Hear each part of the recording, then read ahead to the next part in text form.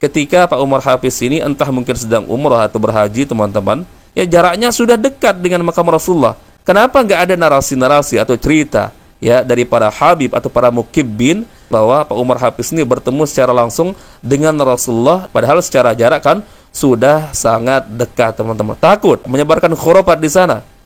Namun ketika Pak Umar ini berada di depan makam Nabi di Madinah, kemanakah pandangan lirikan itu? Lirikan yang seolah melihat Nabi langsung secara sadar itu seakan tidak pernah Umar lakukan. Itu sudah di depan makam Nabi Pak Umar, kenapa malah nggak bisa melihat sosok Nabi secara langsung? Apa karena takut sama askar melakukan hal khurafat di situ?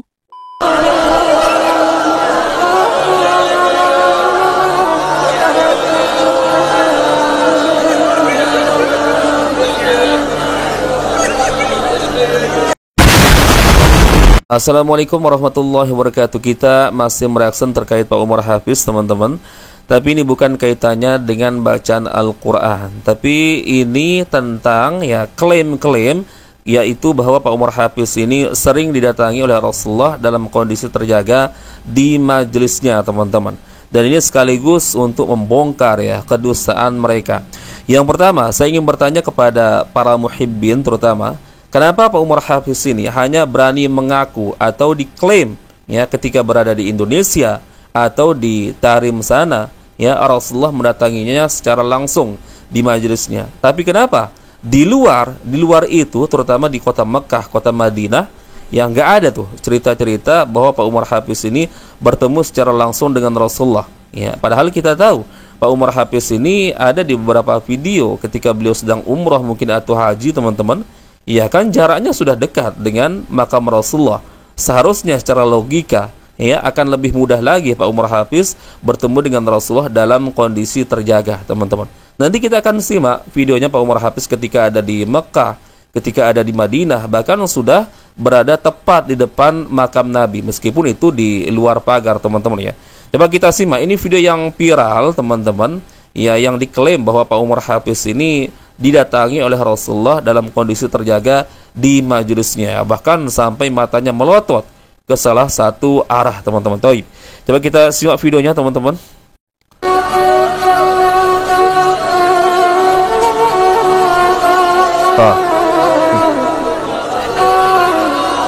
Melotot ke arah kanan teman-teman.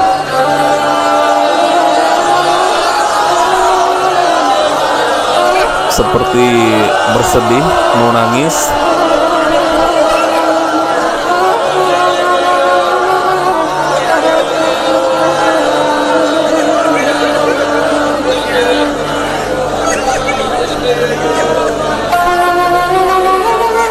حسن مني أن أمسك عنة الكلام في هذا المقام وأقرأ السلام على سيد الأنام. السلام عليك أيها النبي ورحمة الله وبركاته.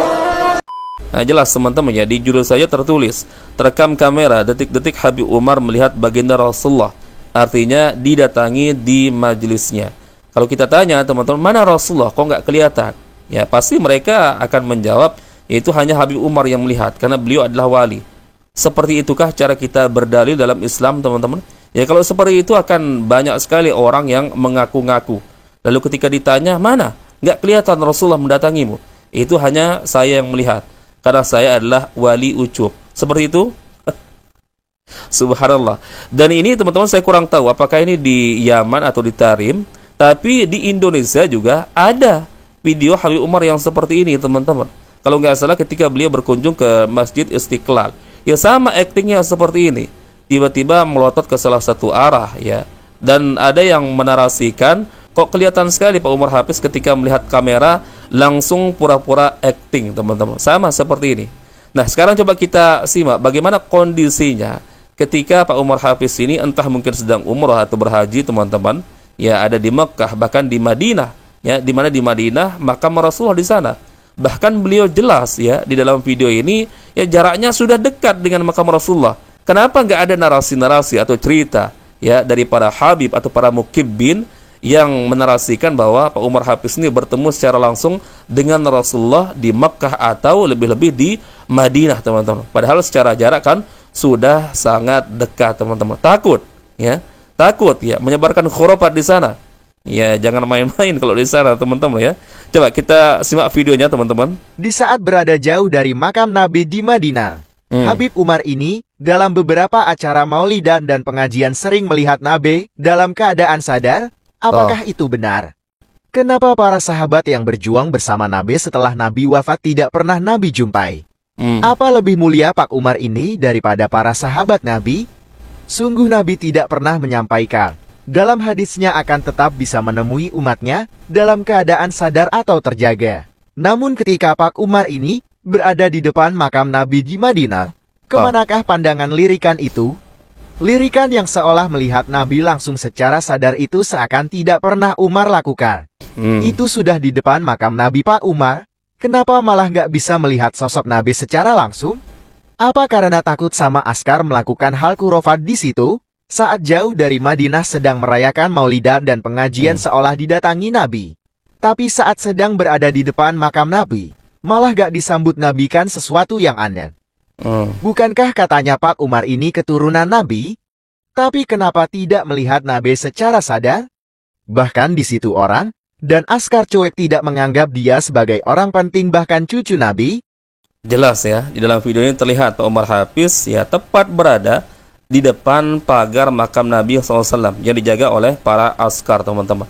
Kenapa nggak ada narasi atau cerita-cerita dari para habib-habib yang lain atau dari para mukibbin ya yang menceritakan bahwa Pak Umar Hafiz ketika umrah atau berhaji ya ditemui secara langsung oleh Rasulullah Sallallahu Alaihi Wasallam. Padahal jaraknya sudah begitu dekat, teman-teman. Kenapa nggak ada?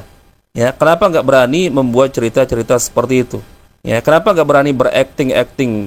Tiba-tiba seakan-akan melihat Rasulullah mendatanginya ketika Pak Umar Hafiz ini tepat berada di depan makam Rasulullah. Takut sama askar-askar. Ya seperti inilah, teman-teman ya. Para pendusta-pendusta ini ketika berada di negeri tauhid, teman-teman ya, jadi apa ya? Jadi kerdil ya, nggak berani apa-apa. Bahkan mungkin takut sama sekelas askar, teman-teman. Ya, kalau sekelas askar saja kalian takut ya, apalagi para ulamanya. Ya, jangan main-main di situ menyebarkan cerita-cerita khurafat, sok-sok acting ya, ngaku didatangi oleh Rasulullah. Jangan main-main kalau di kota Mekah, di Madinah ya. Ya mungkin bisa kita katakan seulama-ulamanya orang di luar Mekah dan Madinah, ya ketika masuk di Mekah, masuk di Madinah, teman-teman ya nggak akan dianggap, teman-teman. Lebih-lebih ya secara akidah, ya akidah berantakan, teman-teman ya, meyakini orang yang sudah meninggal dunia yang bisa keluar dari kuburan, teman-teman, ini kedustaan nyata. Lebih-lebih ini dusta kepada Nabi SAW. Dan jelas, teman-teman, ini bertabarakan dengan akidah Islam yang benar ya. Kalau seorang sudah meninggal dunia, meskipun itu seorang Nabi, gak akan bisa keluar lagi dari kuburannya, apalagi ya berkunjung kepada Habib Umar. Nah pertanyaannya, lebih mulia siapa? Pak Umar Hafiz ini dibandingkan dengan para sahabat Nabi, dibandingkan dengan istri-istri Nabi, dibandingkan dengan putri Nabi Fatimah yang begitu bersedih ketika meninggalnya Rasulullah, teman-teman.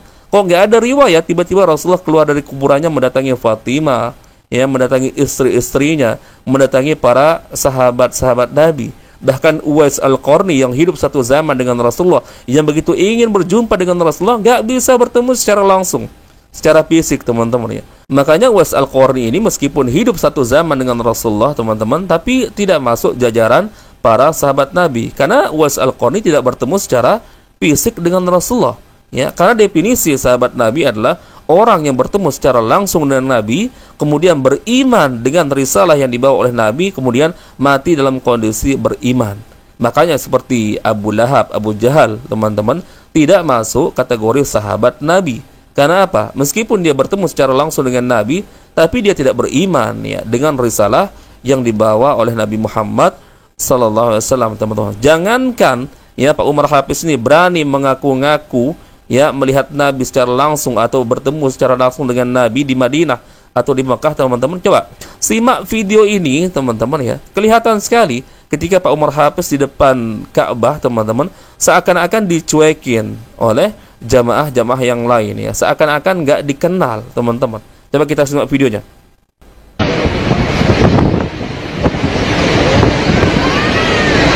Perhatikan. Nah, terlihat sangat jelas teman-teman. Ini di depan Ka'bah. Gak ada satupun yang menegur, gak ada satupun terlihat yang kenal dengan Pak Umar Hafiz, teman-teman. Ini menjadi bukti bahwa Makkah atau Madinah, teman-teman, ya meskipun dia seorang keturunan Nabi, seandainya benar, teman-teman, ya dianggap biasa-biasa saja. Karena yang menjadi ukuran seorang adalah ya ketakwaannya, teman-teman. Bukan berarti orang Makkah, orang Madinah, atau kita di Indonesia tidak mencintai keturunan Nabi. Enggak.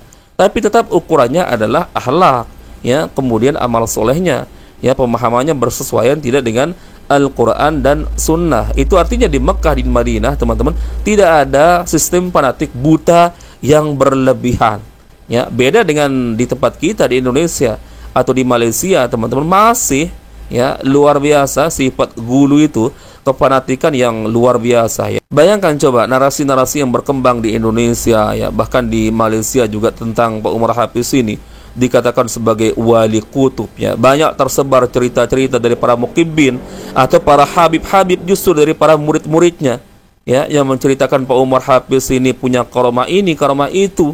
Bahkan ada yang mengatakan di salah satu video Pak Umar Hafiz ini pernah melihat begitu banyak ribuan malaikat yang turun dari langit ketika wafatnya Guru Skumpul. Coba cek di YouTube, ada itu videonya. Nah, itu terjadi di Indonesia, teman-teman. Ya, tapi nggak ada tuh kisah Pak Umar Hafiz ketika ada di Mekah, di Madinah, ya minimal bertemu dengan Nabi lah. Ya, nggak usah cerita-cerita tentang karamah Pak Umar Hafiz ketika di Mekah, di Madinah, minimal bertemu Nabi. Nggak ada tuh. Ya. Takutlah teman-teman di negeri tauhid sana. Ya, nggak ada orang-orang yang menyebarkan khurafat di sana. Ya, pemahaman-pemahaman seperti itu yang nggak berlaku kalau di Mekah, di Madinah, teman-teman. Makanya yang nggak sembarangan orang yang bisa ngisi pengajian di kota Mekah dan Madinah, teman-teman. Betul-betul diseleksi secara pemahamannya, terutama teman-teman. Ya, kalau akidahnya meyakini orang sudah meninggal dunia bisa jalan-jalan keluar dari kuburan, teman-teman, ya nggak akan bisa ada tempat di Mekah dan Madinah, teman-teman.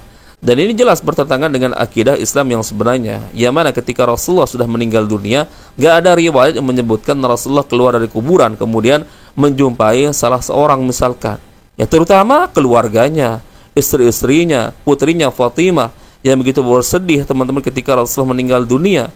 Bahkan para sahabat Nabi yang satu zaman dengan beliau, yang membela Rasulullah, ya ikut berperang bersama Rasulullah, berjuang, ya teman-teman, nggak ada riwayat. Sampai Umar bin Khattab, ya saking nggak percayanya Rasulullah meninggal dunia, diancam orang yang mengatakan Muhammad meninggal dunia, aku akan penggal leher kalian. Ya, itu saking terpukulnya Umar bin Khattab. Bahkan kuburan Abu Bakar dan Umar bin Khattab kan bersebelahan dengan kuburan Nabi SAW. Ya. Kok nggak ada cerita ketika Abu Bakar, Umar atau para sahabat yang lain ketika berziarah ke makam Rasulullah, lalu Rasulullah keluar dari kuburan, teman-teman, menjumpai mereka. Bahkan narasi yang sangat menyesatkan dari Guru Skumpul yang menceritakan bahwa Rasulullah terbelah kuburannya, keluar dari kuburannya lalu mencium lutut Guru Skumpul, teman-teman. Apa lebihnya kalian dibandingkan dengan para sahabat Nabi? Kemudian Uwais Al-Qarni saja yang hidup satu zaman dengan Rasulullah, yang begitu ingin berjumpa dengan Rasulullah, teman-teman, tapi nggak terwujud, ya nggak pernah bertemu secara fisik. Makanya Uwais Al-Qarni meskipun satu zaman dengan Rasulullah, teman-teman, tidak masuk jajaran sahabat Nabi, tapi beliau masuk jajaran tabi'in, di bawah generasi sahabat Nabi. Padahal hidup satu zaman dengan Rasulullah. Kok Rasulullah nggak mendapatkan wahyu misalkan dari malaikat Jibril, ya bahwa ada seorang yaitu Uwais Al-Qarni yang ingin menjumpaimu, ya kemudian Rasulullah misalkan mendatangi Uwais Al-Qarni? Nggak ada, teman-teman, ya nggak ada riwayat. Ya, makanya seperti Abu Lahab, kemudian Abu Jahal dan orang-orang kaum musyrikin yang lain tidak masuk jajaran sahabat Nabi, padahal mereka bertemu dengan Rasulullah secara terjaga. Karena apa? Ya karena dia tidak beriman dengan risalah kenabian yang dibawa oleh Nabi Muhammad, teman-teman. Ya karena syarat seorang dikatakan sahabat Nabi adalah bertemu secara fisik dengan Rasulullah, kemudian mengimani apa yang dibawa oleh Rasulullah, kemudian mati dalam kondisi Islam, teman-teman. Itu dikatakan sahabat Nabi. Nah, berarti orang-orang yang mengklaim dirinya di zaman ini, teman-teman, bisa bertemu dengan Rasulullah secara fisik dalam kondisi terjaga, berarti dia sahabat Nabi dong. Ini kocak, teman-teman. Ini pemahaman apa namanya? Baik, mungkin itu saja, teman-teman, yang bisa kita share di video kali ini. Semoga ini menjadi pemikiran kita, Ya, semoga akal kita semakin terbimbing teman-teman ya. Tidak mudah terdoktrin dengan embel-embel cucu Nabi segala macam teman-teman. Di negeri kita ini kan begitu. Ya, cerita-cerita dusta, cerita-cerita khurafat diamini, dipercaya. Hanya modal yang menceritakan adalah cucu Nabi. Ya Allah. Baik teman-teman, insyaallah kita bertemu lagi di video berikutnya. Assalamualaikum warahmatullahi wabarakatuh. Barakallahu fikum. Assalamualaikum warahmatullahi wabarakatuh.